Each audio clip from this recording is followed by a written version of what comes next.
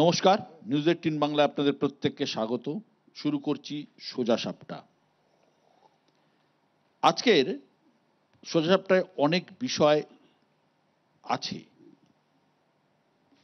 প্রধানমন্ত্রী নরেন্দ্র মোদী আজই বাংলা সফর করলেন। গত আড়াই মাসে এই নিয়ে তিনবার এবং আজকের সভা থেকে, আজকের রাজনৈতিক সভা থেকে তিনি পরিষ্কার তিনটি দিকে তার বাণ ছুঁড়লেন।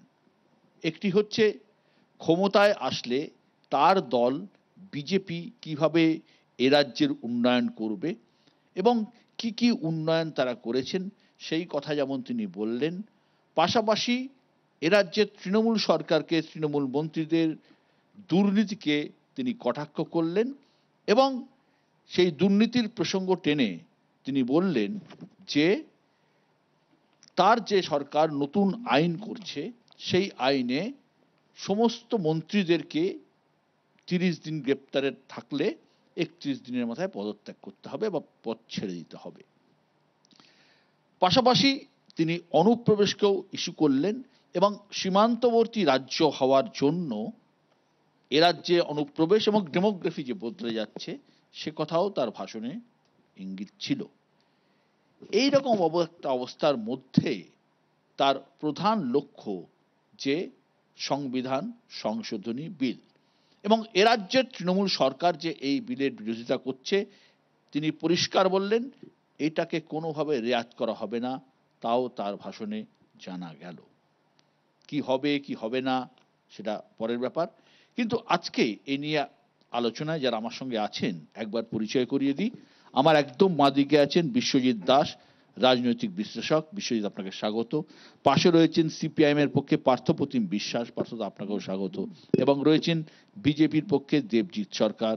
দেবজিৎ, আপনাকেও স্বাগত। একদম ডান দিকে রয়েছেন নীলাদ্রি বন্দ্যোপাধ্যায়, রাজনৈতিক বিশ্লেষক। নীলাদ্রি দাস, স্বাগত।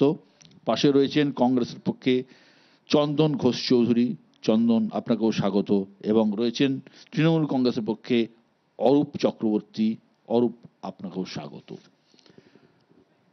নরেন্দ্র মোদী তো পরিষ্কার বিরোধীদের নিশানা করলেন এবং তৃণমূল কংগ্রেস যে করতে দিচ্ছে না তাও তিনি বললেন। তৃণমূলের বক্তব্য যে এর মাধ্যমে বিরোধীদের কণ্ঠরোধ করা হচ্ছে। আজকের আমাদের মোশন মিশন অপরাধ মুক্তি নাকি নিশানায় বিরোধী। আমি প্রথমেই বিশ্বজিৎকে জানতে চাইব, বিশ্বজিৎ, যে এই বিল নিয়ে আলোচনার দুটো দিক আছে, এক আইনি আর একটা রাজনৈতিক। প্রথমে আইনি দিকটা যদি আমি আসি তাহলে দেখব যে ভারতীয় বিচার ব্যবস্থা একটা নিয়ম আছে, কেউ যতক্ষণ নির্দোষ বা ততক্ষণই নির্দোষ যতক্ষণ না দোষ তার প্রমাণ হচ্ছে। এই আইন কি দোষ প্রমাণের আগেই শাস্তির কথা বলছে না? আপনি যে প্রশ্ন তুলে দিলেন, আসলে এই আইন কোন ভারতবর্ষের জন্যে? হেমন্ত সোরেনের ভারতবর্ষের জন্যে, কেজরিওয়ালের ভারতবর্ষের জন্যে, নাকি হেমন্ত বিশ্ব শর্মা, অজিত পাওয়ার, মিস্টার রানে এদের জন্যে? আসলে যে ভারতবর্ষের কথা বলছেন, যেখানে সরাসরি যিনি অভিযুক্ত তাকে আইনে বিচার হওয়ার আগেই স্বাভাবিকভাবে 90 দিনে চার্জশিট দিতে সময় লাগে, তার আগেই তাকে আমি দোষী বলছি একটা পলিটিক্যাল এবং সোশ্যাল ন্যারেটিভস তৈরি করে। কেন করতে পারছেন? দুটো দিকের কথা বলবো বিশ্বদা। প্রথম হচ্ছে কারণ এই অভিযোগটা বা জেলে যাওয়ার একটা সম্ভাবনা তৈরি হলে ভারতীয় জনতা পার্টি, যারা রাতারাতি রত্নাকর থেকে বাল্মীকিতে রূপান্তর করতে পারে, তাদেরকে দলে নিয়ে আসতে পারে। সুতরাং সেখানে একটা থ্রেট। আর এতদিন ধরে খাঁচার তোতা পাখি যারা ছিলেন তাদেরকে খাঁচা থেকে বের করে কার্যকরী ভূমিকা নেওয়া, এই এজেন্সি রাজ কায়েম করার পুরোপুরি রাজনৈতিক ফন্দি। কেন রাজনৈতিক ফন্দি? কারণ 303 থেকে 240-এ আসার পর টিকে থাকবে কিনা সরকার সেটা নির্ভর করছে এই এজেন্সি রাজ কায়েমের মধ্যে দিয়ে। নীলাদ্রিবাবু, আপনি কি তাই মনে করছেন? বিশ্বদা, আমি এখানে আসার আগে না কিছু সাধারণ মানুষের সাথে কথা বলার চেষ্টা করছিলাম, কারণ আমার বিশ্বাস এই এসি স্টুডিওয়ে বসে ডেটার ভিত্তিতে আমরা অনেক কথা বলি, সেটা বাস্তবের সাথে অনেক সময় মেলে না, মানুষের পালস টাচ করে না। তারা কিন্তু এই আইনের ভীষণভাবে বিরোধী। তারা বলছেন 30 দিন সময় কেন দেওয়া হচ্ছে, 10 দিন জেলে থাকলেই বহিষ্কার করা উচিত। আমি তো অভিভূত হয়ে গেলাম। তারা বলছেন যদি নির্দোষ প্রমাণিত না হলে কাউকে শাস্তি দেয়া, মানে দোষী প্রমাণিত না হলে কাউকে শাস্তি দেওয়া যায় না। সরকারি কর্মীর ক্ষেত্রে সেটা অ্যাপ্লিকেবল নয় কেন? 48 ঘন্টা কোনো সরকারি কর্মী যদি জেলে থাকেন তাকে সাসপেন্ড করা হয়। যে আইন সরকারি কর্মীর জন্য প্রযোজ্য, রাজনৈতিক নেতারা কি কোনো বিরল প্রজাতির মানুষ, তাদের ক্ষেত্রে প্রযোজ্য হবে না? চন্দন ঘোষ চৌধুরী। বিশ্বদা, একেবারে শুরুতেই যেটা বলবো সেটা হলো যে আজকে যে আইন মোতাবেক যে প্রশ্নটা বিশেষভাবে উঠেছে, আপনি যদি খুব ভালো করে দেখেন দেখবেন আইন ইটসেলফ এটাকে কন্ট্রাডিক্ট করছে। মানে এর এক্সিকিউশনটা কে, এক্সিকিউশন বডিটাই, ধরুন ইডি, সিবিআই, পুলিশ সিস্টেম কাউকে ধরলো, যে কথাটা বিশ্বজিৎ বলছেন 90 দিনের চার্জশিট, 90 দিনের আগে 30 দিন তারা জেলে থাকলো, এবং সেই অপশন, এই যে ইনোসেন্স আনটিল প্রুভেন, এই জায়গাটা তো কন্ট্রাডিক্ট করছে আইন নিজেই। দ্বিতীয় প্রশ্ন হচ্ছে যাদের এক্সিকিউটিভ যে শ্রেণীটা, তাদের হাতে এম্পাওয়ার করে দেওয়া হলো, অর্থাৎ পলিটিক্যাল সিস্টেম থেকে, লেজিসলেটিভ সিস্টেম থেকে পাওয়ারটা অনেকটা বেশি চলে গেল ওই এক্সিকিউটিভ সিস্টেম।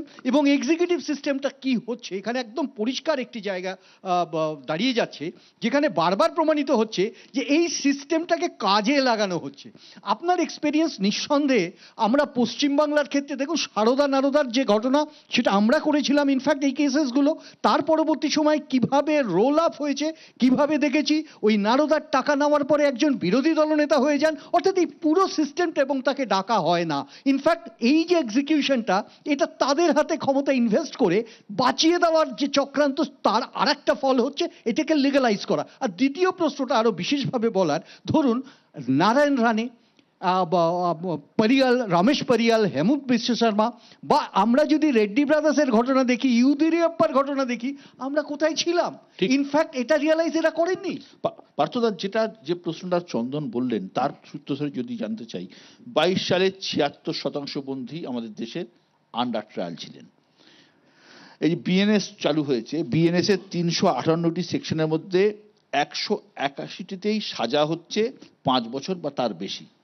বিশেষ আইন জুড়লে সংখ্যাটা আরো বেশি হবে। নয় আইন তো শাসক গোষ্ঠীর হাতে যা ইচ্ছে তাই করার লাইসেন্স তুলে দিতে পারে। আসলে মুশকিল হচ্ছে যে এক সময় দেখবেন সোনার গয়নার বদলে রোল গোল্ড বিক্রি করা হতো। ফলে তখন ছিল যে বলতাম যে চকচক করলেই সোনা হয় না।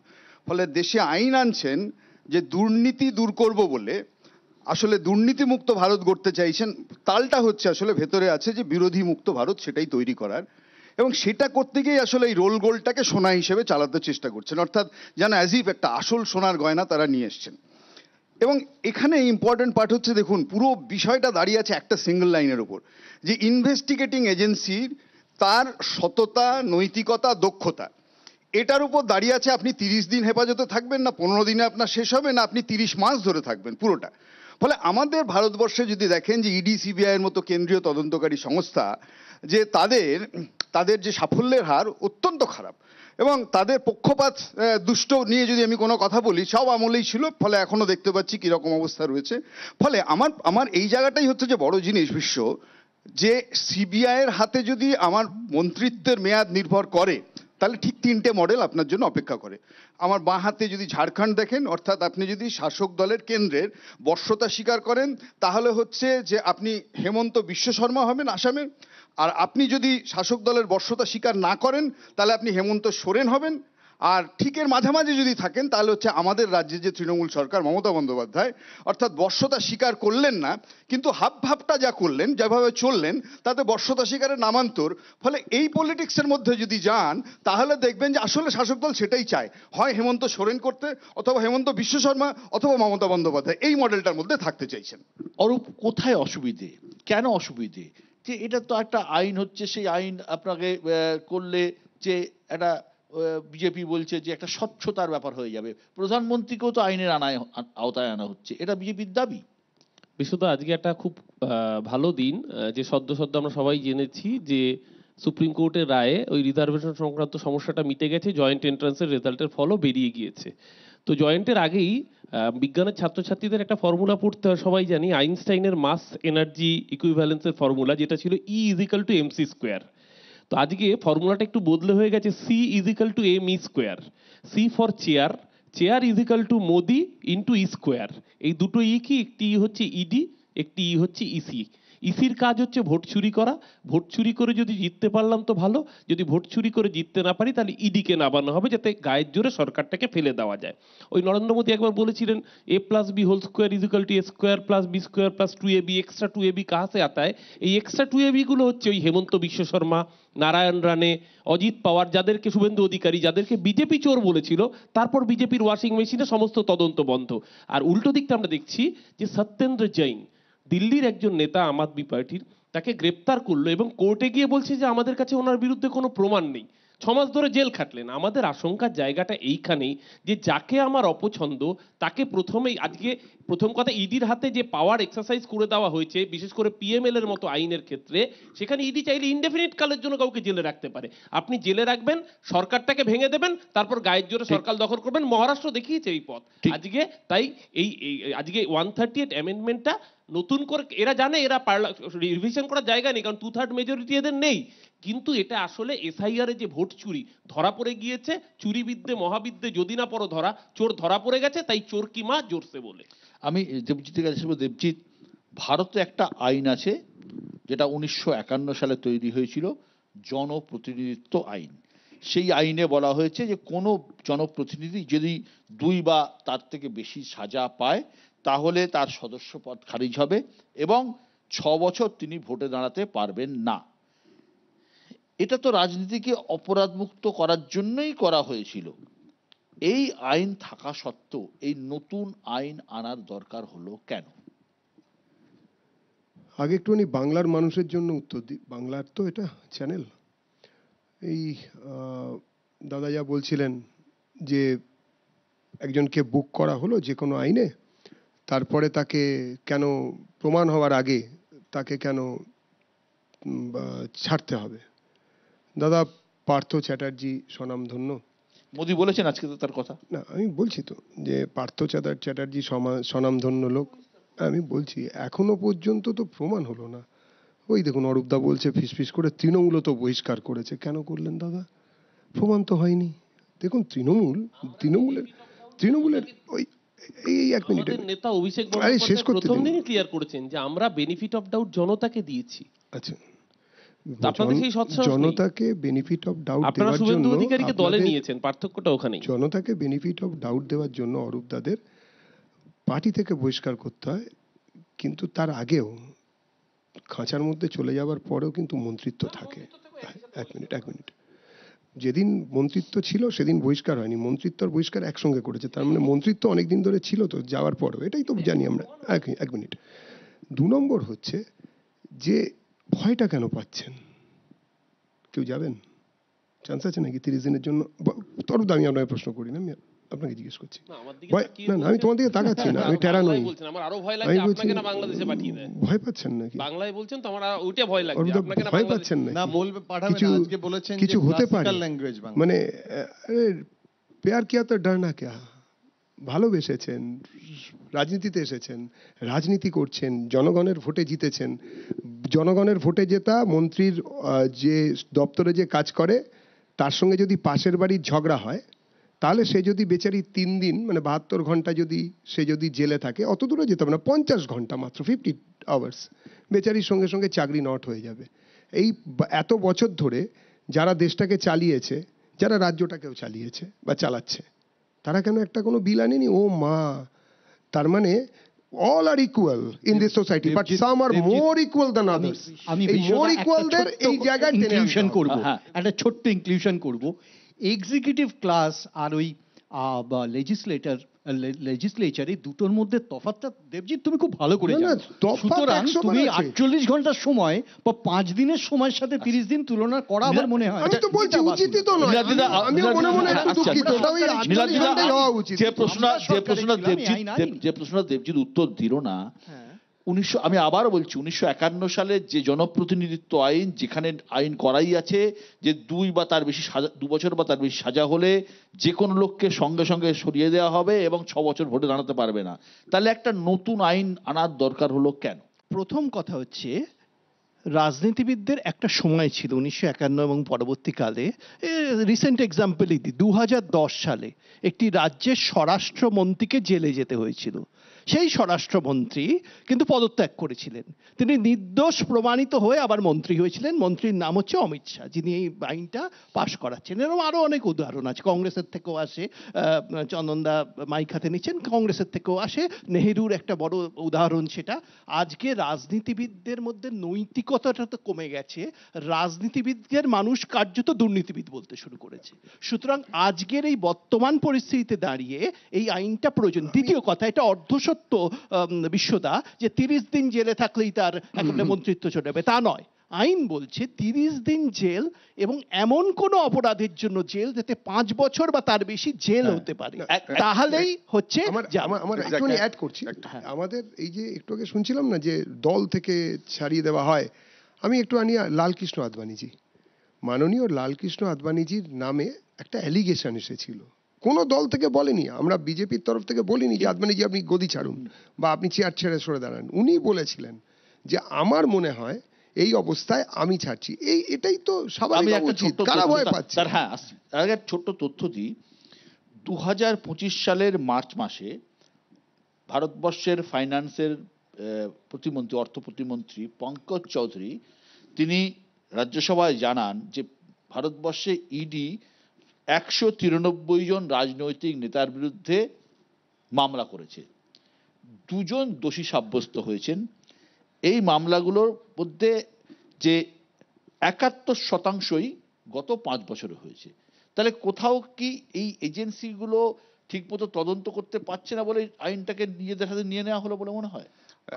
আমি এটা এক মিনিট আমি আপনাকে শুধু ওটাই বলি যে এই মুহূর্তে পার্লামেন্টে 170 জন এরকম মানুষ আছেন, পার্লামেন্টারিয়ান এমপি, যাদের বিরুদ্ধে যে কেস তাতে সাজা হতে পারে 5 বছর বা 5 বছরের বেশি। বিজেপির কজন আছে? আমি বললাম যে সংখ্যাগরিষ্ঠ বিজেপির এর মধ্যে।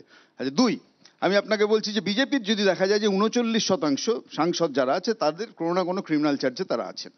আমি বললাম এসব ছেড়ে দিন, নৈতিকতার প্রশ্ন যেটা নীলাদ্রিবাবু তুললেন, ইট ইজ কারেক্ট যে সত্যি 51 সালে নেহেরুর সময় রাজনীতি যে নৈতিকতার ভিত্তিতে ছিল এখন নেই, কিন্তু এই নৈতিকতার কথা বলছেন কারা? আপনাকে বলতে হবে যে ধরুন জনসমর্থন ছাড়া সরকার গড়াটা, এটাকে যদি আমি আমার একটু শুনে নিন, তাহলে বলতে হবে যে জনসমর্থন নেই আপনার, আপনি সরকার করতে চাইছেন, এটা নৈতিকতা তো সবচেয়ে বড় জায়গা। ফলে এরকম 4টে রাজ্য আছে গত 5 বছরের মধ্যে, যে গোয়া, মণিপুর, মহারাষ্ট্র, কর্ণাটক, ফলে যেখানে দাঁড়িয়ে উইথাউট হ্যাভিং এনি নাম্বার সেখানে সরকার গড়া হয়েছে এবং সেখানে হচ্ছে এজেন্সি ব্যবহার করেই হয়েছে। আমি বলছি এই কারণে বিপদটা বাড়ছে। প্রথম কথা, এই নৈতিকতার কথা বলছে কারা? যারা শুভেন্দু অধিকারীকে চোর বলার পরে তার ভিডিও ডিলিট করে দিয়েছে, যারা হেমন্ত বিশ্ব শর্মাকে অভিযুক্ত করার পরে তাকে সদরে অভ্যর্থনা জানিয়েছে, তারা নৈতিকতার কথা বলছে। আর আপনি বলছিলেন না বিজেপির কতজন মন্ত্রী আছে, 94 জন তার মধ্যে বিজেপির এবং 63 জনের মধ্যে সাংসদ, এবং গুরুতর ভাবে তাদের বিরুদ্ধে অভিযোগ রয়েছে। এবং শুধু তাই নয়, আমি বলি যে কেন এমন আইন করতে হলো, আপনি যে প্রশ্নটা করেছিলেন, কারণ এটা তো নৈতিকতার উপর দাঁড়িয়ে আইন হচ্ছে, যেটা নীতিগত ভাবে কিনা। কারণ সে যদি অপরাধী হয় তাহলে তো আর আলাদা করে একটা আইন তৈরি করতে হয় না, তাই আইন তো আছে। আমি শেষ করব যে সরকার বা রাজনৈতিক দল যখন দুর্বল হয়ে যাচ্ছে তখন তাদের নির্ভর করতে হচ্ছে এজেন্সির উপরে, যে আগামী দিনে তারা এজেন্সি যদি কায়েম না করে তাহলে এই যে যারা বিরোধীরা, যারা দুর্নীতিগ্রস্ত, আজকে ভাবুন তো বিশ্বদা, যদি দেখেন আপনি যে 2 বছর পরে আপনি এমন একটা দিন দেখলেন যে যাদের বিরুদ্ধে অভিযোগ এসছে তারা 48 ঘন্টার ভিতর সবাই ভারতীয় জনতা পার্টিতে জয়েন করেছে, তাহলে কি সংসদে এই বিলটার জন্য আবার চিৎকার করবে সবাই? হ্যাঁ, একদম। আমি দেবজিতের কাছে আসবো। দেবজিৎ, যে আইনি হিসেবের বাইরে গিয়ে, তুমি তো আইনজ্ঞ বটে, আইনি হিসেবের বাইরে গিয়ে একদম রাজনৈতিক প্রশ্ন যদি আমি করি, এই বিলটা পাশ করাতে গেলে সংসদের 2/3 সদস্যের সমর্থন প্রয়োজন, আমি যতদূর জানি, সংবিধানিক সংশোধনী বিল পাস করাতে গেলে, এবং লোকসভা রাজ্যসভায় 2/3 সংখ্যাগরিষ্ঠতা লাগছে। বর্তমানে বিজেপির হাতে সেটা নেই, তাহলে এই বিল আনা হলো কেন? বিহার এবং পশ্চিমবঙ্গ নির্বাচনের ঠিক মুখে আসাম নির্বাচনও আছে, যে আমরা অপরাধ মুক্ত রাজনীতি চাই, সেরকম একটা বার্তা দেওয়ার জন্য? না, আমরা তো অপরাধ মুক্ত রাজনীতি চাই। আর দেখুন, তৃণমূলকে নিয়ে আমি কিছু বলবো না, কেন রাজ্যের বাইরে এই আইন তো আর লোকসভা বা রাজ্যসভায় যেখানে পাস হবে সেখানে তৃণমূলের কোনোদিনই এই ধরনের সংখ্যাগরিষ্ঠতা ছিল না, বা এই ধরনের থ্রেট বা সুবিধে কোনোটাই তৃণমূলের জন্য নয়। কিন্তু যারা সব থেকে বেশি করছেন ওই একই ডিএনএর কংগ্রেস। আমি একটু নিয়ে একটা মানে ওই ন্যায় নীতির একটা পরাকাষ্ঠা দেখাই। 7 তারিখ 7th August 1975 কি হলো, একটা আইন এলো যে প্রধানমন্ত্রীর বিরুদ্ধে কোনো মামলা করলে সেই মামলা কোথাও টেকানো যাবে না। লোকসভায় পাস করিয়ে নেওয়া হলো, রাজ্যসভায় পাস করিয়ে নেওয়া হলো। 8 তারিখে রাষ্ট্রপতি সই করলেন। 9 তারিখে 17টা কংগ্রেস শাসিত রাজ্য থেকে লেজিসলেটিভ অ্যাসেম্বলির যে মিটিং তা কল করা হলো। 10 তারিখ রবিবার, কিছু হলো না। 11 তারিখ সোমবার এই নিয়ে আরেকবার বলতে শুরু করা হলো বিভিন্ন কোর্টে। 12 তারিখ তৎকালীন প্রধানমন্ত্রী ইন্দিরা গান্ধীর ছিল, মামলার রায় ছিল, সেখানে সেই রায়ের পুরো এফেক্ট নিয়ে এসে ফেলা হলো। কি অসাধারণ! আমরা তো সেরকম কিছু করিনি, আমরা জনতার সামনে এসেছি, জনতার সামনে এনেছি, দুর্নীতি মুক্ততার জন্য জনতার সামনে এনেছি। ভয় কি? আর দাদা আরেক মিনিট, তোমার বলতে সুবিধা হবে। আমরা তো মমতা দেবীর রাস্তাতেই হাঁটছি। মমতা দেবী যিনি কিনা জর্জ ফার্নান্ডেজ, তিনি লড়তে চেয়েছিলেন নয়, তিনি মরতেও রাজি ছিলেন। কাফন চোর, গদ্দা চোর বলে মমতা দেবী পদত্যাগ করেছিলেন। বিজেপির প্রতিনিধি দেবজিৎ মমতা দিয়ে রাস্তায় হাঁটতে চাইছে, আমার ভালো লাগারই কথা। আমি বিশ্বতে ছোট্ট দুটো উদাহরণ দিই। মাত্র 1.5 বছর আগের ঘটনা, রাহুল গান্ধীর বিরুদ্ধে সুরাত কোর্ট একটি ভার্ডিক্ট দেয়। 2 বছরের জন্য সাংসদ 2 বছরের জন্য সাজা হওয়ায় তার সাংসদ, এবং তড়িঘড়ি ওম বিড়লা মানে তাকে হাজিরার সুযোগ না দিয়ে তড়িঘড়ি তার সাংসদ পদ বাতিল করেন এবং সুপ্রিম কোর্ট পরে ভর্ৎসনা খান। দ্বিতীয় উদাহরণ আমাদের মনে থাকবে যে রাহুল গান্ধীর পিতা, তাকে বলা হয়েছিল গলি গলি মে শোর হ্যায়, বোফোর্স গান্ধী চোর হ্যায়। পরবর্তীকালে আমরা দেখেছিলাম ওই বোফোর্স কামানের সহযোগিতায় কিন্তু আমরা কার্গিল যুদ্ধ জিতেছিলাম। তার মানে কাউকে অভিযুক্ত করে দাগিয়ে দেওয়া, পলিটিক্যালি বেনিফিট নেওয়া। তারপরে কেন বলছি আমরা আশঙ্কা করছি, কারণ সাম্প্রতিক কেজরিওয়ালের ঘটনাটা যদি আমরা দেখি, বিশদ 1 লাইন আমি জাস্ট 13 বার অরবিন্দ ফার্মার মালিক শরৎ রেড্ডি তার বেল ডিনাই করেছিল ইডি, 14তম বার বেল দেয়, এবং তার আগে দেখা যায় যে ইলেকটোরাল বন্ডের মামলা না আসলে জানাই যেত না যে শরৎ রেড্ডিকে বাধ্য করা হয়েছিল বিজেপিকে ইলেকটোরাল বন্ডে টাকা দিতে, এবং কার্যত ব্ল্যাকমেল করা হয়েছিল যাতে অরবিন্দ কেজরিওয়ালের বিরুদ্ধে সে সাক্ষ্য দেয়, যার ভিত্তিতে কেজরিওয়ালকে অ্যারেস্ট করা হয়। সেই মামলা চলছে। মোদি তো আজকে বলেছেন যে জেলে বসে সরকার চালাতে দেখেছেন। কোর্টে ভর্ৎসিত হতে হয়েছে, সুপ্রিম কোর্টে পরিষ্কার বোঝা যাচ্ছে যে ছলে মারি ওরই পারি যে কৌশলে। যদি ভোট চুরি করে জিততে পারি ভালো, যদি ভোট চুরি করে জিততে না পারি গায়ের জোরে সরকার ফেলবো, যেটা সঠিকভাবে বলেছেন মহারাষ্ট্র থেকে গোয়া সর্বত্র দেখিয়েছে। এটাই তৃণমূলের কথা। ভোট চুরি করে জিততে পারি তাহলে সরকার করব, নইলে সরকার ফেলবো ষড়যন্ত্র করে। ওকে দেবজিৎ, অনেকক্ষণ ধরে শুনছিলাম এবং ভেরি ইন্টারেস্টিং। বিশ্বদা, একটা জিনিস আমি এখানে বিশেষভাবে বলি, রাহুল গান্ধীর কথা তো বলেছেন, তার সাথে একটু অ্যাড করে দিই যে একেবারে ফোর্সিবলি তাকে ইভেন তার বাংলোটা ছাড়তে হয়েছিল, এবং এটা একটা ইন্ডিকেশন করে দেওয়া হয়েছিল কিভাবে মাইট ইজ রাইট একটা গভর্নমেন্ট হতে পারে। 2 নম্বর প্রসঙ্গটা, ও 75 সালে চলে গেছে। 2022 একটা ইলেকশন কমিশন যার প্রপোজাল চিরকাল আমরা জানি একেবারে 51 সাল থেকে যে প্র্যাকটিসটা হয়ে এসছে, গণতন্ত্রের মূল যে স্বয়ংসম্ভূ সংস্থা সেটা ইলেকশন কমিশন, যার চেয়ারম্যান, যার কমিটিটা তৈরি হবে, ইসিআই তৈরি হবে, যার মাধ্যমে প্রধানমন্ত্রীর সাথে বিরোধী দলনেতা এবং চিফ জাস্টিস অফ ইন্ডিয়া কারা চেঞ্জ করেছিলেন, এবং সেখানে প্রধানমন্ত্রীর সাথে একজন মন্ত্রিসভার সদস্য, প্রাথমিকভাবে স্বরাষ্ট্রমন্ত্রী, তার সাথে বিরোধী দলনেতা। আমি শুধু এক্সাম্পলটা দিই, সেদিন অধীর চৌধুরী ছিলেন floor leader of Congress Lok Sabha, উনি মিটিং অ্যাটেন্ড করেনি। 2:1 এরা শেখাবে, এরা শেখাবে আইন। বিশ্বদা, গণতন্ত্রের শেষ কথা বলে বোধহয় মানুষ। উনি বলছিলেন না 1989 সালে গালি গালি মে শোর হ্যায়, রাজীব গান্ধী চোর হ্যায়। রাজীব গান্ধীর বিরুদ্ধে কোনো দুর্নীতি প্রমাণ হয়নি, কিন্তু মানুষ বিশ্বাস করেছিল। 1989 সালে কংগ্রেস পরাজিত হয়েছিল, একই রকম স্লোগান রাহুল গান্ধী তুলেছিলেন। আরো উদাহরণ আছে, 2019 সালে স্টিফেন হাউস কিনে নিয়েছিল, একই মানুষ বিশ্বাস করেছিল। না, এখানে ব্যাপারটা হচ্ছে ন্যারেটিভ সেট করা, আসলে মিথ্যা ন্যারেটিভ করে, যেরকম সিপিএম বুনট করেছিল। আপনারাও না। তাই করছেন, আমি আপনারাও তাই করছেন। না না আমি সেটা বলছি না। আমি নীলাদিদা একটা জিনিস জানতে চাই। 2019 সালে বিশ্বদা একটা ন্যারেটিভ ছিল চৌকিদার চোরায়, মানুষ সেই ন্যারেটিভে বিশ্বাস করেনি। রাজনীতির অপরাধ মুক্তি আমরা সবাই চাই, সাধারণ মানুষ চাই, যেটা নিয়ে কথা হচ্ছে।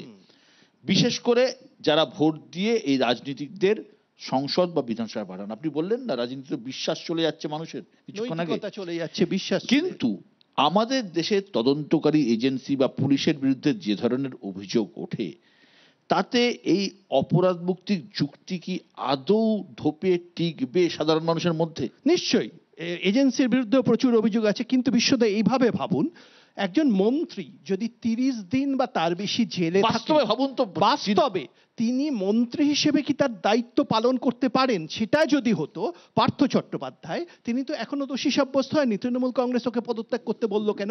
অর্থাৎ তৃণমূল কংগ্রেস বা মমতা বন্দ্যোপাধ্যায় এই নৈতিকতার যুক্তিটা মানেন, তিনি মনে করেন যে কেউ যদি জেলে থাকে এত দীর্ঘদিন তার পক্ষে জনসভা করা সম্ভব। রাজনৈতিক দলগুলোর উপর ভরসা করা হচ্ছে না কেন? গণতন্ত্রে তো রাজনৈতিক দলগুলোর উপর ভরসা করতে হবে। যার দলের নির্বাচিত, জনগণ তাকে নির্বাচিত করে পাঠিয়েছে, তার দলের নেতা বা নেত্রী তারা করবে। তার জন্য কোর্ট বলে দেবে এজেন্সিকে দিয়ে, আর এজেন্সি যদি তথ্য প্রমাণ না দিতে পারে তার দায় কে নেবে? এত নৈতিকতার প্রশ্ন উঠছে বিশ্বদা, তাহলে যাদের বিরুদ্ধে অভিযোগ উঠছে রাজনৈতিক দলগুলো আগে চেষ্টা করুক তাদের দল বদল বন্ধ। যাদের বিরুদ্ধে অভিযোগ উঠছে কাউকে নেওয়া যাবে না, তারপরে নীতির কথা বলুক। অ্যান্টি ডিফেকশন আইনটা তো রাজীব গান্ধী এনেছিলেন। আমি পার্থদা আজকেও নরেন্দ্র মোদী বলেছেন যে আমি জেলে বসে সরকারি ফাইল সই করতে দেখেছি, জেলে বসে সরকার চালানো যাবে না। বিরোধীরা বলছে সরকার ফেলার জন্যই জেলে পাঠানো হচ্ছে। অরবিন্দ কেজরিওয়ালকে এমন একটা সময় জেল থেকে ছাড়া হলো যে তিনি তো ভোটের প্রচার করারই সময় পেলেন না। রাজনৈতিক প্রয়োজনে গোটা ব্যবহারটা হচ্ছে, ফলে এটা যখন হচ্ছে শাসকের রাজনৈতিক প্রয়োজনে যে মডেলটা ফিট করে। আমি আপনাকে বলছি, দেখবেন এজেন্সি মানে সিবিআই, এটা কখনো হচ্ছে যে সংঘাতের অস্ত্র, কখনো হচ্ছে সমঝোতারও অস্ত্র।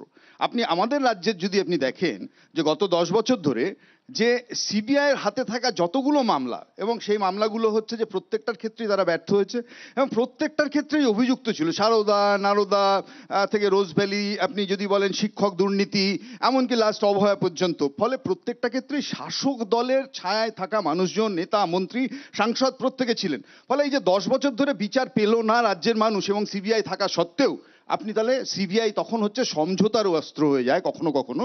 ফলে এটা হচ্ছে বিপদ। অর্থাৎ এই সমঝোতা কিসের স্বার্থে? আপনি দেখবেন ভোট আসলেই সিবিআই সক্রিয় হয়ে উঠছে, তখন মনে হলো এই ধরা পড়লো তৃণমূলের কেউ না কেউ, কোনো না কোনো নেতা।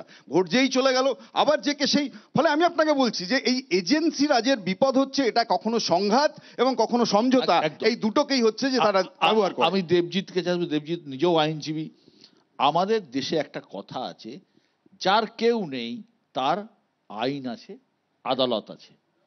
আমরা যে কোনো জায়গায়, যে কোনো সাধারণ মানুষ আদালতে গিয়ে বিচার বা সুরাহা চাইতে পারি এবং চাইও। এই আইন তো আদালতে যাওয়ার পথও রাখেনি। আদালতে যাওয়ার আগে 30 দিনের পরে এই পথ চলে যাবে। না 19 বছর 20 বছর তো নয়, 30 বছরও নয়, 79 বছর ধরে মন্ত্রীর যিনি দেহরক্ষী, সেই ভদ্রলোকের 50 ঘন্টা জেল গেলেই, জামিন না পেলেই তার চাকরি যাবে। আর মন্ত্রী মশাই তিনি 30 দিন জেলে বসে থাকবেন, তার চাকরি যাবে না। মানে আমি এই জায়গাটা বলছি, কতদিন হলে আপনাদের পছন্দ হয়? আপনি আমাকে বলুন না। আহা, এখানে যারা বসে আছি তারা তো সবাই দুর্নীতি মুক্ত চাই। আরে সততার প্রতীক ঘোষণা, নিজের স্বঘোষিত হাওয়াই চটি হাঁটছে, স্বঘোষিত সততা নিয়ে ভয়ের কি আছে? আমার কথা হচ্ছে কতদিন হলে অসৎ হওয়া যায়, কতটা পথ হাঁটলে পরে অসৎ হওয়া যায়, কতদিন? 30 বছর হলো, 30 দিন হলো হবে না।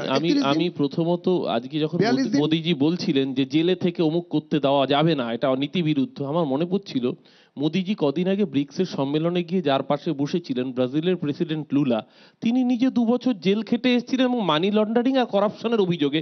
মোদিজি কি বলেছিলেন ব্রিক্সের সম্মেলনে আমার পাশের চেয়ারটা যেন রাখা হয়? আমি আসছি, শোনো না ভাই। দ্বিতীয় কথা, আজকে আমাদের নেতা অভিষেক বন্দ্যোপাধ্যায় খুব পরিষ্কার করে বলেছেন যে 30 দিনের জায়গায় 15 দিনের মধ্যেও যদি তাকে ধরা হয়, কিন্তু তাকে প্রমাণ করতে পারে, যদি এজেন্সি প্রমাণ না করতে পারে তার রেসপন্সিবিলিটি কে নেবে? তাকে এই ডাবল রাজ্যে পেনালাইজ একটা করা হবে। এই রাজ্যে একটা হিম্মত হবে আইন আইন আনছেন না আনার। কেন যে হিম্মত রাজ্য হবে- সরকারি দেবজিৎ কর্মচারীদের একটু আগে বিরুদ্ধে বলেছে- দেবজিৎ যদি একটু আগে 50 বলেছে, ঘন্টা বলতে জেলে দেবে। না থাকে, দেবজিৎ একটু না, না, আগে আমি বলেছে, তো- বলার আমি তোকে মাঝে বলছি, ঢুকবে না। তোমরা আমার এটা বলাটা আনছো না শেষ হতে কেন? দাও, আমার তোমরা বলাটা এটা শেষ আনছো হতে না দাও, কেন? আমার বলাটা শেষ হতে দাও। আজকে এই আইনটাকে ব্যবহারই করা হবে ইডি সিবিআই কে দিয়ে বিরোধীকে হ্যাকেল করার জন্য। এটা দিনের আলোর মতো পরিষ্কার। নইলে হেমন্ত বিশ্ব শর্মা, যার বিরুদ্ধে চোর বলেছিল বিজেপি, শুভেন্দুকে তো চোর আমরা বলিনি, বিজেপি বলেছে। আজকে শুভেন্দু অধিকারী এলপি আর হেমন্ত রাজ্যের মুখ্যমন্ত্রী, নারায়ণ রানে কেন্দ্রীয় মন্ত্রী, অজিত পাওয়ারকে বলেছিল দেবেন্দ্র ফডনবিস। এগুলো খারাপ লেগেছে আপনাদের? চাপকে পিসিং। না, না, এগুলো আপনাদের তুমি খারাপ দেবেন্দ্র লেগেছিল তো? ফডনবিসও উপমুখ্যমন্ত্রী, আমরা ওই জন্যই তো অজিত পাওয়ার বসন্ত আনছি। মুখ্যমন্ত্রী। আজকে আরে হেমন্তর পরে যারা আমরা তো ওই জন্যই অভিযোগ বসন্ত আনছে, আনছি। যারা অভিযোগ আনছে তাদের বিরুদ্ধে আমরা তো বসন্ত আনছি। যারা অভিযোগ আনছে তাদের আচ্ছা, বিরুদ্ধে আপনাদের কি হেমন্ত শাস্তি পছন্দ নয়, আমরা তো বসন্ত আনছি, আপনাদের অসুবিধা কি হচ্ছে? বসন্ত এসে গেছে, বসন্ত এসে গেছে বলেই তোমরা বসন্ত এসে গেছে। তোমরা 26-এ আবার হারবে। একটাই জিনিস বিশ্ব বলার, যে অরূপের এই বক্তব্যের সাথে আমি অনেকটা একমত, যে সিবিআইডি এরা হচ্ছে ভয়ঙ্কর রকম ভাবে ব্যর্থ জাতীয় ক্ষেত্রে। কিন্তু এই ব্যর্থতার যদি বলেন লার্জেস্ট বেনিফিশিয়ারি এই রাজ্যে, সেটা তৃণমূল কংগ্রেস। মোদী বলেছেন আজকেই, লালকেল্লা থেকে একটা বড় কথা বলেছি অনুপ্রবেশ নিয়ে। আমাদের দেশে অনুপ্রবেশ এবং এ রাজ্যের অনুপ্রবেশ, আজকে নিজে বলেছেন অনুপ্রবেশ যে চরিত্র বদলে দিচ্ছে এবং লোকের রুজি রোজগার, কাজের অধিকার কেড়ে নিচ্ছে এবং একমাত্র আমরাই পারবো, সম্পদ কেড়ে নিচ্ছে এবং বাংলা সীমান্তবর্তী এলাকায় সামাজিক সংকট তৈরি হচ্ছে, আদিবাসীদের জমি দখল করছে, দেশ এটা সহ্য করবে না। লালকেল্লা থেকে ডেমোগ্রাফি মিশন ঘোষণা করেছি, নকল কাগজ বানিয়েছেন তাদের যেতেই হবে। এবং তার বক্তব্য যে অনুপ্রবেশ যেমন করে হোক আটকাতে হবে। বিশ্বজিৎ, আমার খারাপ লাগছে এটা যে নরেন্দ্র মোদী যে তথ্যের উপর ভিত্তি করে আজকে বাংলার অনুপ্রবেশের কথা বলছেন, সেই তথ্যটা নরেন্দ্র মোদীকে কে সাপ্লাই দিয়েছেন? কারণ ডেমোগ্রাফি পরিবর্তন হয় শুধুমাত্র অনুপ্রবেশের কারণে নয়, 22টা কারণ আছে, তার মধ্যে অনুপ্রবেশ একটা কারণ। তিনি আজকে বলেছেন যে চাকরি বাকরির ক্ষেত্রে যারা অনুপ্রবেশকারী তারা আসছে বলেন যুবকদের চাকরি হচ্ছে না বাংলায়। আমি ওখান থেকে সরে গিয়ে সরাসরি অনুপ্রবেশে আসি। অনুপ্রবেশ কেন হচ্ছে, কোথা দিয়ে হচ্ছে? কারণ উনি বলতে চাইছেন বাংলাদেশিদের কথা, বাংলাদেশ থেকে কারা আসছেন। অনুপ্রবেশের পরে তিনি জাল তথ্যের কথা বলছেন। জাল তথ্য কে তৈরি করছে? বলছেন তো পশ্চিমবঙ্গ সরকার, বাংলাদেশি শাসক দল। মুসলিমদের বলেছে। আমার এইটা খালি জানার দরকার যে নরেন্দ্র মোদী যখন অনুপ্রবেশের কথা বলছেন, সেটা মমতা বন্দ্যোপাধ্যায়, অভিষেক বন্দ্যোপাধ্যায় বা তৃণমূল কংগ্রেস সরকারকে বলছেন, না বিএসএফ কে বলছেন? অনুপ্রবেশ হওয়ার পরে নাই জাল কাগজ তৈরি হলো, অনুপ্রবেশ হলো কি করে? পাহারা দেয় কি অভিষেক বন্দ্যোপাধ্যায় না মমতা বন্দ্যোপাধ্যায়? বিশ্বজিৎ তুল্য দেশের প্রধানমন্ত্রী অনুপ্রবেশের কথা বলছেন। এবার অনুপ্রবেশ সীমান্ত তো বিএসএফ এর হাতে, সেন্ট্রাল গভর্নমেন্ট কি করছে? প্রধানমন্ত্রী নিজে বলছেন অনুপ্রবেশের কথা। না নিশ্চয়ই, যেটা বিশ্বজিৎ বলল। প্রথম কথা, অনুপ্রবেশ শুধু ভারতের সমস্যা নয়, মেক্সিকো থেকে আমেরিকায় অনুপ্রবেশ এসেছে ট্রাম্প, সেই গোটা ইউরোপ জুড়েই হচ্ছে, আমরা গোটা আমেরিকাতেও ইউরোপ হচ্ছে, সারা বিশ্বের সমস্যা। 2 নম্বর, অনুপ্রবেশ আটকানোর আমি যদি ট্রাম্পের মডেলটা দেখি, দুটো রাস্তা, একটা অনুপ্রবেশ বন্ধ করা, তার জন্য পদক্ষেপ নেওয়া, আর 2 নম্বর অনুপ্রবেশকারীদের আইডেন্টিফাই করে ফেরত পাঠানো। এখানে একটা কনফিউশন আছে বিশ্বদা। 21শে জুলাই মাননীয় মুখ্যমন্ত্রী, ওনাকে আমি খুব শ্রদ্ধা করি, ওনার বক্তব্য শুনছিলাম, উনি বলছিলেন যে একজন বাঙালিরও যদি ভোটার লিস্ট থেকে নাম বাদ যায়, উনি ইলেকশন কমিশনের অফিস ঘেরাও করবে। এখন প্রত্যেক বাংলাদেশি হচ্ছে বাঙালি, অর্থাৎ এফেক্টিভলি মমতা বন্দ্যোপাধ্যায় বলেছেন একজন বাংলাদেশিরও যদি ভারতের ভোটার লিস্ট থেকে নাম বাদ যায়, তাহলে উনি এটা তো ব্যাখ্যা, বাংলাদেশি বলেননি তো, আপনি ব্যাখ্যা করছেন এইভাবে। কারণ বাঙালি হলেই বাংলাদেশি হবে, বাঙালি হলেই বাংলাদেশি হবে, এই ভুল। বাংলাদেশিরা কি বাঙালি নয় আপনি বলছেন? আপনি বলছেন যে বাঙালি হলেই বাংলাদেশি হবে, আরে বাংলাদেশি হলে কি বাঙালি নয়? আপনি বলুন না। অনুপ্রবেশের সংজ্ঞা মেনে যদি অনুপ্রবেশের কথা বলতে হয়, তাহলে খুব স্বাভাবিক অর্থে এই অনুপ্রবেশ বাংলার একটা সমস্যা, এটা নিয়ে কোনো সন্দেহ নেই। বাট দি সেম টাইম আমরা একটা নতুন ডিটেকশন করলাম, এসআইআর যখন বিহারে হচ্ছে তখন একটা স্টেটমেন্ট দেখলাম ইসিআইয়ের, খুব সিম্পলি বহু মানুষ নাকি বাংলাদেশ থেকে নেপাল হয়ে বিহারে প্রবেশ করেছে, এবং আমরা জানি একটা লং বর্ডার নেপালের সাথে, ইভেন ইউপির আছে। এখন প্রশ্নটা হচ্ছে অনুপ্রবেশের সংজ্ঞা যদি বিএসএফ এর কর্তব্যের গাফিলতা শুধু পশ্চিমবাংলায় হয়, তাহলে দায়বদ্ধতা ওখানে নেবে না কেন, বিহার ও ইউপি থাকবে না কেন? মানে মূল প্রশ্নটা হচ্ছে বিএসএফ তার, আমি ফর আ সেকেন্ড, বিএসএফ তার ভূমিকা পালন করছে প্রাইমারিলি, এটা প্রমাণ করতে পারছেন না কেন্দ্রীয় সরকার, ব্যর্থতাকে মানতে হবে। না, প্রথম কথা এই যে বিহারে 65 লাখ ভোটারের নাম বাদ গেল, নির্বাচন কমিশন কি জানাতে পেরেছে কজন অনুপ্রবেশকারী? নট এ সিঙ্গেল পার্সন যার নাম নির্বাচন কমিশন অফিসিয়ালি জানিয়েছে। শুধু তাই না, এক্ষেত্রেও তারা কোর্টে গিয়ে বলেছে যে কেন নাম বাদ গেছে বলবো না, কারণ জানাতে চাইছে না। আজকে তো কান মোলা খেয়েছে সুপ্রিম কোর্টের কাছে, বলেছে 11 ক্লজ হিসেবে আধারকে যেরকম ইনকর্পোরেট করতে হবে, অনলাইনে পর্যন্ত আবেদন করতে পারবে। অর্থাৎ ভোট চুরি যেটা করতে চেয়েছিল ধরা পড়ে গেছে। দ্বিতীয়ত, আজকে অনুপ্রবেশকারীদের সমস্যা, এখানে নীলাদ্রিবাবু বিজেপির প্রতিনিধি না নিরপেক্ষ আমি বুঝতে পারলাম না, ওনার খারাপ লেগেছে, আমাদেরও খারাপ লেগেছে। জানেন, ডোনাল্ড ট্রাম্প যাকে বলেছিলেন আপকি বা ট্রাম্প সরকার, ক্ষমতায় আসার পর ভারতীয়দের গরু ছাগলের মতো হাত পা বেঁধে কার্গোতে করে চাপিয়ে ফেরত পাঠাচ্ছিলেন, যাদেরকে পাঠিয়েছিলেন 80% ওনার নিজের রাজ্য গুজরাটের। তখন মনে হয় বাঙালি, হ্যাঁ গুজরাটের ওনার নিজের রাজ্য, মানে উনি তো বাঙালি বলে বাংলাদেশি বলছেন, তাই জন্য বললাম ওনার নিজের রাজ্য গুজরাট, ওনার নিজের রাজ্য গুজরাট, কারণ উনি বাঙালি বললে বাংলাদেশি বলেছেন। আমি ইন্টেনশনালি বললাম ওনার রাজ্য পশ্চিমবঙ্গীয় মনে করছেন আর বাঙালিদের গুজরাটি মনে করছেন, এটাই সমস্যা। না, আপনি বাঙালি নন, আপনি গুজরাটি, কারণ আপনি বাংলা ভাষায় বললে বাংলাদেশি কেন বাঙালি হব? বাংলাদেশি বলেছেন। বাংলাদেশের মানুষেরা শুনবো। আমি বিশ্ব একটাই যে প্রধানমন্ত্রী যেটা বলছেন বারবার অনুপ্রবেশকারী, এটা তো ঠিকই আয়নায় নিজের মুখ দেখতে হবে যে স্বরাষ্ট্র দপ্তর যাদের কাজ হচ্ছে এটা কাজ করা, তারা পারেননি। এবার এটাও ঠিক যে অনুপ্রবেশকারী বর্ডার পেরিয়ে যখন আসছেন, দিল্লি যাওয়ার আগে তো 4-5টা রাজ্যের উপর দিয়েই যাচ্ছেন, ফলে সেই রাজ্য সরকারগুলোরও হচ্ছে যে আইন শৃঙ্খলার পরিস্থিতি, পুলিশ প্রশাসন, তার মধ্যে এ রাজ্যও পড়ে, উত্তরপ্রদেশও পড়ে, পৌঁছানো, সেটা দেখা উচিত। সবচেয়ে বড় কথা হচ্ছে অনুপ্রবেশকারীরা আপনার দেশের কত বড় সমস্যা সেটা বোঝাতে গিয়ে শুভেন্দু অধিকারী যে প্রতিদিন যেটা বলেন যে এ রাজ্যের ভোটার লিস্টে নাকি 1.5 কোটি রোহিঙ্গা আছে। এই যে এই বিরাট একটা সংখ্যা তত্ত্ব, মানে 7.5 কোটি রাজ্যে সেখানে যদি 1.5 কোটি রোহিঙ্গা থাকে, তাহলে 20% আসলে বলছেন যে ভোট হচ্ছে কমবে। ফলে এটা আসলে আমি বলছি টার্গেট সেট করে দেওয়ার কথা, অর্থাৎ নির্বাচন কমিশনকে টার্গেট সেট করছেন, কারণ প্রতিদিন সংবাদ মাধ্যমে বলেছেন, আপনি দেখেন প্রতিদিন। আমি আবার বলছি যে ফলে আবার বলছি, উনি বলেছেন 20% বেরোবে। 20% যদি হয়, অঙ্কের ছাত্র হিসাবে 7.5 কোটির 20% 1.5 কোটি হয়, তাহলে 1.5 কোটি থেকে অনুপ্রবেশকারী রোহিঙ্গা আসছে।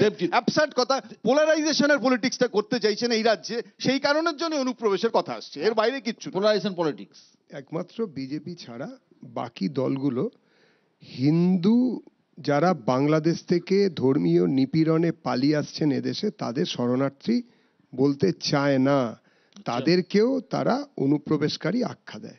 আমরা পরিষ্কার বিজেপির পক্ষ থেকে একটা কথা বলেছি এবং বলবো, যে যারা পশ্চিম পাকিস্তান কিংবা পূর্ব পাকিস্তান, যেটা কিনা এখন বদলে অধুনা বাংলাদেশ, যেসব হিন্দুরা ধর্মীয় নিপীড়নের কারণে ওখান থেকে এপারে পালিয়ে আসতে বাধ্য হচ্ছেন, তারা এখানে শরণার্থীর মর্যাদা পাবেন, তারা এখানে নাগরিকত্ব পাবেন, তারা এখানে সমস্ত অধিকার পাবেন।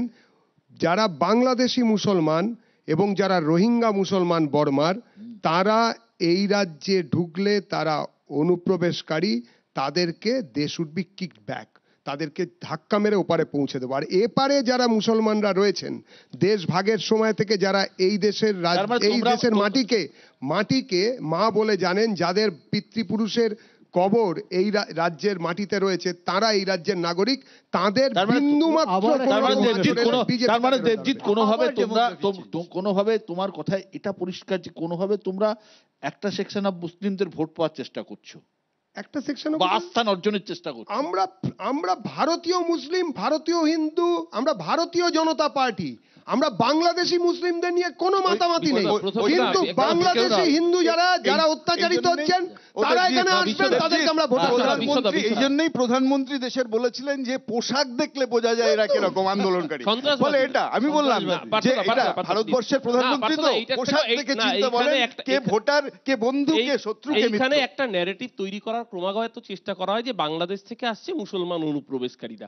কথাটা সর্বাংশে মিথ্যে, কারণ বাংলাদেশের রিপোর্ট বলছে 71-এর মুক্তিযুদ্ধের সময় 23% মানুষ হিন্দু ছিলেন আজকে সেটা নেবে দাঁড়িয়েছে 8%। বাংলাদেশে কিন্তু মুসলমানের সংখ্যা কমেনি, অর্থাৎ যে মানুষগুলো অত্যাচারিত হয়ে আসছেন তারা তো কেউ অন্য রাষ্ট্রে যাচ্ছেন না, চায়নায় যাচ্ছেন না, মায়ানমারে যাচ্ছেন না, তারা ভারতে আসছেন, এবং যে সংখ্যাটা ভারতে আসছেন তারা হিন্দু মানুষ, হিন্দু। অথচ বারবার করে বলা হচ্ছে অনুপ্রবেশকারী মুসলমান। আর দ্বিতীয় কথা এই যে রোহিঙ্গা, এই যে অত দূরে যাবে তোমার স্বপন মজুমদার, তোমার এমএলএ নারায়ণগঞ্জ, হ্যাঁ তোমার বিপ্লব দেব, সব বাংলাদেশি মুখ্যমন্ত্রী বানিয়েছো, আর রোহিঙ্গা একমাত্র রোহিঙ্গা রোহিঙ্গা যদি কেউ থেকে থাকে এখানে যারা দর্শক, বিশ্বদা এক লাইন, কেউ রোহিঙ্গা দেখেছেন কিনা জানি না, কিন্তু একজন রোহিঙ্গাকে সবাই দেখেছেন, একজন রোহিঙ্গাকে সবাই দেখেছেন, যিনি প্রচন্ড গরমে জোব্বা মাফলার আর মাথায় টুপি পরে মাংকি ক্যাপ পরে বসে থাকেন, তার নাম মিঠুন চক্রবর্তী। ঠিক এই বিষয় গোটা বাংলা এছাড়া আর কোনো রোহিঙ্গা দেখতে পাচ্ছি যাও না। ঠিক আছে, বারুইপুরের হারদা শেখ শাহজাহান তাজা ছেলে রোহিঙ্গাদের জন্য ক্যাম্প বানিয়ে দিয়েছে। এই যে দেবজিৎ যে কথাটা বললো, পশ্চিমবঙ্গের যে পরিস্থিতি, কোথাও কি এই আস্থা অর্জন বিজেপি করতে পারবে বলে মনে হয়? একেবারে পারবে না। পশ্চিমবঙ্গের বিজেপির কথা বলছিলেন, আজকে তো দেখেছেন যে দিলীপ ঘোষ মাঠের বাইরে, মাঝমাঠটা নিয়ে খুব চিন্তিত, কারণ সুকান্ত মজুমদার আর শুভেন্দু অধিকারী, মাঝমাঠটা কে সামলাবে সেটা। কিন্তু এখানে যে ন্যারেটিভস মুসলমানদের উপরে তারা চেষ্টা করছে যে মুসলমান হলেই রোহিঙ্গা, মুসলমান হলেই তারা এটা হতে অনুপ্রবেশকারী মুসলমান বাংলাদেশ। বলুন তো বিশ্বদা, কটা প্রমাণ আছে দেখাতে পারবে অনুপ্রবেশকারী? আপনি লাভলি খাতুন দিয়ে কি পশ্চিমবঙ্গ বিচার করছেন? না না না, আপনি বিচার করছেন, আপনি এখনো বাদ দেননি, তৃণমূল এখনো বাদ দেয়নি। এই কারণে লাভলি খাতুন, এই কারণে লাভলি খাতুন এতদিন বুঝতাম না কেন মদন দা ও লাভলি বলেন। কথা বুঝতে পেরেছি এখন দুটো চেষ্টা করছে, 5% ভোট তারা বাড়াতে পারবে কিনা, এখানকার ভোটার হবে বাংলাদেশ থেকে কমাতে পারবে কিনা, এই গ্যাপটা চেষ্টা করছে। এই রাজ্যের এই দেশের নাগরিকত্ব পাবে বাংলাদেশ থেকে নিপীড়িত হিন্দুরা এসে এবং ভোটার হবে। আমার বিশ্বাস, বাঙালি কোনো সাম্প্রদায়িকতায় বিশ্বাস করে না, সেটা ধর্মভিত্তিক সাম্প্রদায়িকতা হোক কি ভাষাভিত্তিক সাম্প্রদায়িকতা হোক। এখানে আমার মনে হয় তৃণমূল কংগ্রেস যেভাবে বাংলাদেশিদের বাঙালি বলছে, মানে পশ্চিমবঙ্গের মানুষ বলছে তারা বাঙালি নিশ্চয়ই, আর পশ্চিমবঙ্গের বাইরের মানুষদের বহিরাগত বলছে, এই সাম্প্রদায়িকতাটাকে নেতাজি সুভাষচন্দ্র বসুর বাংলা, রবীন্দ্রনাথের বাঙালি, নেতাজি শ্যামাপ্রসাদের গুন্ডা বাহিনীকে ঠেঙাতে বলেছিল, নেতাজি শ্যামাপ্রসাদের গুন্ডা বাহিনীকে ঠেঙাতে বলেছিল, এটা কোন সন্ন্যাসীদের ভোটভিক্ষায় পাঠিয়েছে, ঝাড়গ্রামে 1940 সালে নেতাজির বক্তৃতা, হিন্দু মহাসভা সন্ন্যাসিনীদের ভেগ ধরে ভোট ভিক্ষায় পাঠিয়েছে, বইটার নাম রংধনু, ওটা 430 নম্বর পাতা প্রতিরোধ করা। আরে ভাই, এটা হোয়াটসঅ্যাপ ইউনিভার্সিটির ইতিহাস নয়, এটা বিবেক অগ্নিহোত্রীর ইতিহাস নয়, এটা ইতিহাস বইয়ের ইতিহাস। বিশ্বদা রংধনু পাবলিকেশন, কেয়ার অফ কালীঘাট পাঠশালা, সেখানে 420 নম্বর পাতা এইসব লেখা আছে। না না, নাগপুর পাঠশালা না হলেই হলো, নাগপুর পাঠশালা না হলেই হলো। বুঝতে পারলো না, নেতাজি যখন কংগ্রেসের সভাপতি ছিলেন, চন্দনদা জানবেন, 1938 সালে উনি চেয়েছিলেন ভারতবর্ষের জাতীয় ভাষা হিন্দুস্তানি আর তার স্ক্রিপ্ট অফ রোমান। আজকে যারা বাঙালি বাঙালি করে চেঁচাচ্ছেন, বাঙালিয়ানার মূল স্পিরিটটাই তারা বুঝতে পারে। আমি একটাই কথা বলবো যে আজকে যে দুটো বিষয় বা তিনটি বিষয় প্রধানমন্ত্রীর বক্তৃতায় উঠে আসলো এবং আমাদের আলোচনাতে উঠে আসলো, যে প্রথম কথা যে এই যে বিল, সংবিধান সংশোধনী বিল, এই বিল আদৌ পাস হবে কিনা কেউ জানে না, তার কারণ সরকারের কাছে প্রয়োজনীয় সংখ্যা কিন্তু নেই। তাছাড়া বিলটা আপাতত জেপিসি বা যৌথ সংসদীয় কমিটিতে রয়েছে। যদি আইন হয় সেটা কতটা অপরাধ মুক্তির পথ খুলে দেবে, কতটা কাজে আসবে বা কতটা স্বেচ্ছাচারের পথ খুলে দেবে, এ নিয়ে কিন্তু একটা প্রশ্ন রয়েছে। আর এদেশের রাজনীতিকরা, সে যে দলেরই হন না কেন, একটা বিষয় নিয়ে কেউ বলতে পারবেন না যে তারা সব বিষয় নিয়েই রাজনীতি করার চেষ্টা করেন। কেন্দ্রীয় এজেন্সি হোক বা রাজ্যের পুলিশ, সবার বিরুদ্ধেই শাসক দলের প্রতি একটা পক্ষপাতের অভিযোগ এ রাজ্যে ওঠে, কেন্দ্রেও ওঠে। সে দেশে এই আইন হলে একটা আশঙ্কার মেঘ কিন্তু দেখা দেবেই। আর দ্বিতীয় বিষয় যেটা বলতে চাইব, 3.5 মাসে 3 বার বঙ্গে এলেন প্রধানমন্ত্রী মোদী, পরিবর্তনের প্রতিশ্রুতি দিলেন, সেই সঙ্গে আক্রমণের ত্রিফলাও স্পষ্ট করলেন। 3টে ইস্যু, উন্নয়ন, দুর্নীতি, অনুপ্রবেশ, এবং দুর্নীতি প্রসঙ্গে টানলেন নতুন বিলের কথা। সব মিলিয়ে 26-এর আগে 25-এর মঞ্চ থেকে বাংলার রাজনীতি অনেকটাই গরম হয়ে গেল, এবং আগামী দিনে ভোটের ঢাকে যে কাঠি পড়ে গেছে সেটা অত্যন্ত পরিষ্কার। আগামী দিনে এটা আরো বাড়বে, বই কমবে না। অনেক অনেক ধন্যবাদ আজকে এই অনুষ্ঠানে আসার জন্য।